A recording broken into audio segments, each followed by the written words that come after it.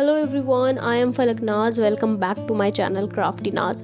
आज की इस वीडियो में मैं ओल्ड मूवी पोस्टर्स यूज़ करने वाली हूँ जो कि मेरे पास 3-4 ईयर्स से है। So I decided to create something with those movie posters. So without wasting any time, let's get into the video.